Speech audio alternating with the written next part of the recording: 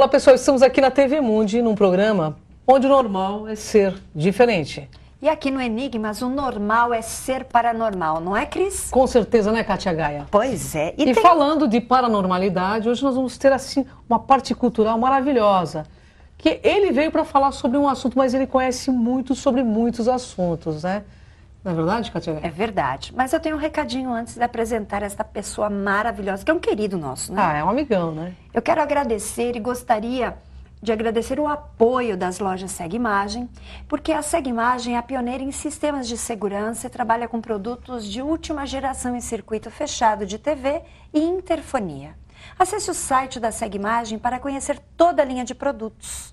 www.segueimagem.com.br. Você quer apresentar o nosso Com certeza, faço convidado? questão, porque ele é meu amigo, é um queridão, Edu Scarfon, jornalista, sacerdote Wicca, idealizador do Templo de Wicca, Eleusiana, Fases da Lua, estudioso de mitologia. É e hoje, verdade. Tudo bem, Edu? Tudo bem, Cris? Uma honra tê-lo conosco, Edu. Um prazer Obrigada, imenso. Edu. Obrigada, Faces da Lua, por estarem aqui conosco. O Edu já é uma pessoa conhecidíssima no meio esotérico e hoje vai abordar um assunto fantástico, né, Kátia? Bem, eu vou aprender muito hoje. E qual que vai ser o assunto, Kátia Gaia? Mitologia grega. Eu adoro, é cultura pura. Tudo bem, Edu? Tudo bem? Fala um pouquinho sobre essa mitologia grega, os deuses gregos e como eles influenciam nossa humanidade até hoje. Primeiro eu quero agradecer, né, o convite de vocês, é um Uma prazer honra, né? estar aqui com vocês, duas pessoas queridas. E a mitologia grega é algo que é muito forte na minha vida, né? Desde do início da adolescência, eu tive a oportunidade de conhecê-los, né, no colégio, como todo mundo escuta falar sobre a mitologia nas aulas de história, né, no comecinho. E daí eu fui estudando sobre eles, eu descobri a possibilidade de esses deuses existirem e irem além dos mitos, né? Não serem aquela coisa somente que a gente vê como personagens. A gente os encontra nos seriados aí do Hércules, da Xena, nos desenhos da Disney, e eu os via só como personagens. Então a descoberta deles dentro do paganismo foi algo maravilhoso. Você associou, então, o paganismo grego ao paganismo também? Exatamente. Eu passei a conhecer o paganismo, né? Daí dentro disso, deuses nórdicos, indianos, egípcios, e me deparei com o paganismo grego, que são os deuses da Grécia Antiga, né? E cultuá-los foi algo maravilhoso porque eu vi deuses diferentes do Deus que a gente estava acostumado dentro da atmosfera do cristianismo. Deuses que possuem um aspecto luz e sombra muito forte e muito parecido com nós humanos. Deuses que amam, né, que cuidam, protegem, mas que ao mesmo tempo também tem a sua ira, tem a sua fúria, algo muito parecido com a humanidade. Então eu pude ver que cultuar os deuses gregos é você cultuar a si mesmo, né, ao seu caráter humano.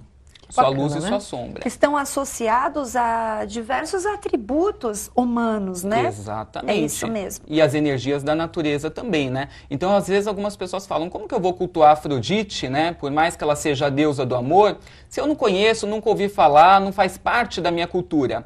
Mas eu costumo dizer que cultuar Afrodite é você cultuar a própria energia do amor, propriamente dito. As pessoas não conhecem com este nome, com o nome de Afrodite, mas conhecem o amor, né? Quando se fala em Deméter, cultuar a deusa da agricultura. Eu não conheço a deusa da agricultura, mas eu conheço a energia da terra, da fertilidade, da prosperidade. E isso é algo, né, que todos nós conhecemos, e por que não cultuar se a fertilidade é algo tão importante para todos nós? Com certeza. E vamos ressaltar, né, Kátia, que a Grécia, ela trouxe uma bagagem cultural para o nosso planeta imensa. Os grandes filósofos são gregos, né? Sim. Edu? Agora vamos falar um pouquinho, para o nosso internauta entender, um pouquinho de cada deus. Eu acho isso interessante. Dos principais, vamos lá. Então vamos começar de Zeus, né? Zeus, que é o deus dos deuses, então a gente não pode deixar de falar nele, né? Zeus, ele é o soberano do Olimpo, ele é quem coloca ordem em tudo, né? Quando se fala dentro do panteão, ele é aquele que divide, né, o poder entre os outros deuses, e daí ele distribui para que Hades, né, cuide do submundo, que é o reino dos mortos, Poseidon cuide dos mares, né, tornando-se o deus das águas, e daí nós temos também as deusas, né? Na verdade, esses três deuses, Zeus, Hades e Poseidon, são os primeiros deuses, né? E depois nós temos as irmãs deles também, que é Deméter, a deusa da agricultura, Hera, a consorte de Zeus, né? A deusa do matrimônio, a deusa dos céus, e nós temos Hestia também, que é a deusa do lar, da família, a protetora da família. E de todos esses deuses, né, desses 6 deuses, descendem os outros, né, que nós temos também Apolo, que é o deus do sol, Ártemis, que é a deusa das Amazonas, da floresta, Atena, que é a deusa da sabedoria, da independência feminina, né, então nós temos visto aí mulheres conquistando, né, a independência, se destacando no trabalho, tirando aquele papel só de dona de casa, né, e de mãe. Temos muitas, né, que ainda se dedicam, né, somente ao lar e à família, mas muitas mulheres estão aí se sobressaindo na sociedade. Verdade. E esse é o perfil da mulher Atena. E daí a gente vê também essa questão dos arquétipos, né, os deuses, eles se tornaram tão importantes que adentraram até a atmosfera da psicologia. Então, olha só, hein? Né, é legal, porque nós vemos os arquétipos, a mulher que é Afrodite, a mulher Deméter, a mulher Atena. Então vamos falar um pouco disso, Kátia. Como é que é a personalidade de uma mulher? Fala um por um, Edu, para o nosso internauta vai adorar esse, né? Claro. Aí pode incluir também os deuses, né? Claro. Que com certeza tem o sexo masculino nos tanto um quanto o outro, né? Também, com certeza. Então, a mulher Atena é essa mulher que ela é independente, ela trabalha, dá um duro, né, para fazer as coisas acontecerem, estuda pra caramba e ela consegue o destaque, né, ali na sociedade através do raciocínio. É uma mulher que ela despreza um pouco mais o lado sentimental, o lado emocional e opta pela razão, pelo estudo, pela intelectualidade. Em contrapartida, a gente já tem a mulher Afrodite, que é o oposto disso. É aquela mulher que ama, que vive intensamente as emoções, os sentimentos. É uma mulher que ela precisa do amor. O amor para ela é mais importante do que a independência, o trabalho, o estudo. E daí nós temos a mulher Deméter. A mulher Deméter é a mãe protetora, né? Na mitologia de Deméter, ela protege a filha com unhas e dentes. Então Deméter é aquela que protege intensamente, que acolhe, né? Que está sempre voltada ali para os filhos. Em contrapartida, a mulher Ártemis é aquela mulher que ela é voltada para ela, né? Ela às vezes soa até como egoísta um pouco as posturas dela no dia a dia, porque ela faz aquilo que ela tem vontade, ela batalha, ela luta pelo que ela quer. E o interessante também é a mulher Perséfone. Essa é uma mulher mais introvertida, com aquele ar misterioso, né? À primeira instância, a gente não sabe o que ela está pensando, o que ela está sentindo, qual é a referência dela, o pensamento dela sobre as coisas ao redor. E ela é extremamente intuitiva. A intuição da mulher Perséfone é algo que não falha, né? Ela sentiu, ela pode confiar. Então esses são os arquétipos mais conhecidos, né? E daí nós temos dos deuses também, que é bem legal, porque o Zeus, por exemplo, que é o que a gente até comentou no começo da entrevista, Zeus ele é o deus dos deuses, então ele é o garanhão na mitologia também. Por mais que ele é casado, ele acaba se relacionando, né? A gente vê no mito, né, Cris? Ele acaba se relacionando também com outras mulheres, com outras deusas. Então ele é aquele perfil do homem que é próspero, né? E porque Zeus é um deus ligado à prosperidade e ele se sente ali um pouco garanhão, não importa que ele tenha a segurança dele no lar, na família, a esposa, mas ele acaba por vezes seduzindo outras pessoas só para ter o gostinho de ver aquele monte de gente ao redor. Pode tudo, na concepção dele pode tudo. Nós temos o homem Áries, né? O homem Áries, como Áries é o deus da guerra, é aquele homem mais agressivo, mais violento. Briga às vezes por brigar, não sabe nem por que está brigando, né? Não tem ali às vezes a noção do porquê que está conflitando, mas sente a necessidade do conflito o tempo todo, né? De guerrear, tudo é meio na grosseria, na ignorância, ele é meio rude também e ele gosta de viver grandes paixões, o homem Áries. Daí nós temos o homem Hades, como Hades é o deus do mundo dos mortos. O homem Hades ele é tímido, é introspecto, fechado, tem um olhar misterioso e não demonstra aquilo que está sentindo ou pensando com relação às coisas. O homem Hefesto é o deus do trabalho. Então o homem Hefesto ele está sempre trabalhando, voltado para o trabalho, ele não se prende tanto na questão do visual, de se cuidar, de se arrumar, né? Isso deixa para o homem Apolo, né? Apolo é muito voltado para a beleza, para a sedução, então é um deus voltado para a delicadeza das coisas. O homem Apolo ele é bem metrosexual, né? Voltado para a aparência. Agora o homem Hefesto não, é trabalho, trabalho, trabalho. Olha, que interessante. A maioria deles são muito alegres, né? Porque nós estivemos num dos seus rituais, onde realmente era um culto à alegria, à música, às artes. Mas assim, quando você faz um ritual, você coloca mesmo a alegria sempre em todos estes deuses? Eles são mesmo toda esta energia positiva? São sim. Nem todos são incrivelmente alegres, né? Nós temos alegria principalmente presente em Afrodite, que é a deusa do riso, Dionísio, né, que é o deus do vinho, do êxtase, né, da felicidade. Então, nesses deuses a gente consegue cultuá-los com bastante alegria. Mas alguns, quando a gente fala de um culto, por exemplo, para Hécate, que nós tivemos até ontem, né, no espaço, no templo, um culto à deusa Hécate, um esbá, que é o nosso ritual de lua cheia, e Hécate é uma deusa voltada para os mistérios. Então ela é a protetora dos bruxos, das bruxas, feiticeiros e feiticeiras. Então é uma deusa que a gente cultua sobre uma atmosfera de mistérios. Os cultos dela muitas vezes são regados a silêncio, a processos de introspecção. Então depende muito da divindade, mas muitos são extremamente felizes, né, e acabam transparecendo isso no culto. Olha, Kátia, infelizmente... Um intervalo, né? Intervalo, né? Mas assim, Edu Scarfon volta, gente, para falar o que esses deuses podem ajudar a nossa humanidade, a nossa vida no dia a dia. E você quer mandar o seu e-mail? enigmas@tvmundi.com.br. Já voltamos.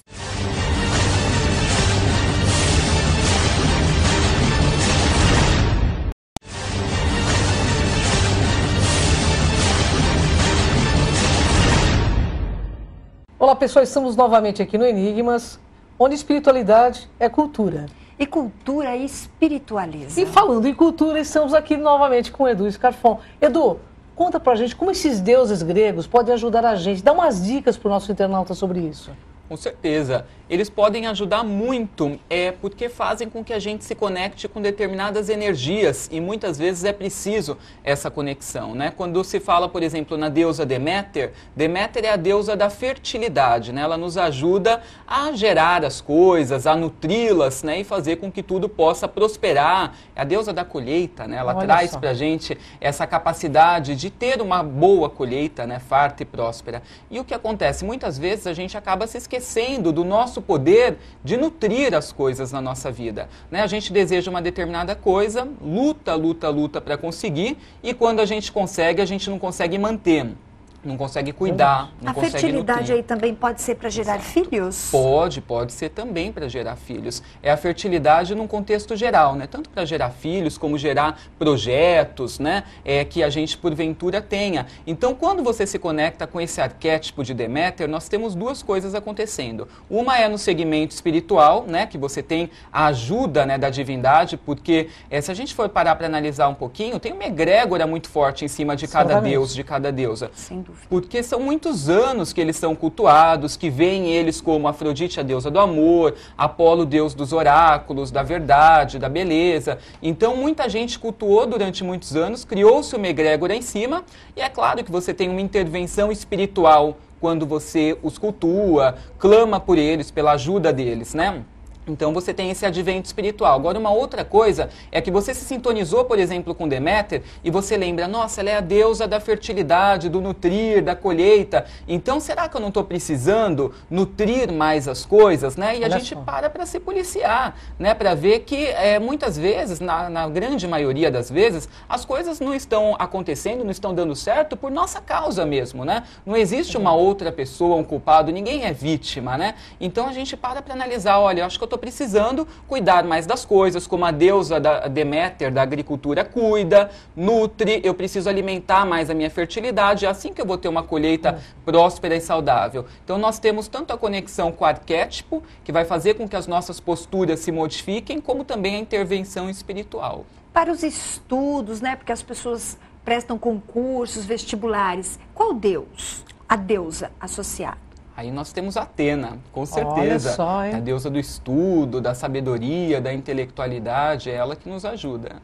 E esses rituais, eles podem, as pessoas podem te procurar, pode ser individuais, em grupo, como seria? Pode sim. Nós temos o calendário do templo, né, que tem rituais acontecendo todos os meses, né, estão todos no nosso site, que é o facesdalua.com.br, e nós temos também os rituais que acontecem individualmente, né, os aconselhamentos, em que as pessoas vão no templo, né, e daí a gente passa para conversar um pouquinho sobre o que está acontecendo, o que a pessoa pessoa está vivenciando, indicar qual é o ritual melhor para que ela faça nesse momento de vida. Então acontece das duas formas, tanto coletivo como individualmente. Olha, também. que bacana, né, Cris, Kátia? você sabe que o Edu vai fazer uma viagem muito especial? É verdade, Edu? Vai Eu pra onde? gostaria que você convidasse, né, Convida os o nosso nossos internauta. internautas. Com certeza, estão todos convidados. É uma viagem a Salem que a gente vai fazer, Nossa. né? Salem é um lugar muito conhecido por conta da bruxaria. Aconteceu o episódio lá das bruxas de Salem também, né?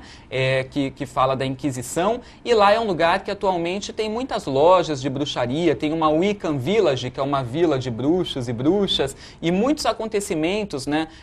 Acontecem, tem em Salem, né? Quando se fala em bruxaria. E daí nós vamos para lá no dia 2 de novembro para poder estudar um pouco mais sobre a mitologia celta, que é muito falada lá também, sobre os rituais de bruxaria. Nossa, que maravilhoso, hein, Não é? Kátia? Vai ser bem Uma legal. Olha, eu belíssima acho que eu tô viagem. pensando em ir com o Edu pra Eu soube Salem. que o Edu conseguiu, assim, algumas situações muito positivas. Então, tem algumas surpresas nessa viagem, Tem, né? com certeza, tem. Nós faremos um processo lá de fortalecimento do nosso poder interior, um elo com os espíritos daquela terra, para que ao voltarmos para cá, para o hemisfério sul, nós estejamos com o nosso poder aí mudado, alterado, de modo que a gente passe a sentir isso nos nossos rituais, encantamentos, para quem trabalha com a magia. Então a gente vai fazer um processo muito forte lá de conexão com os ancestrais de Salem.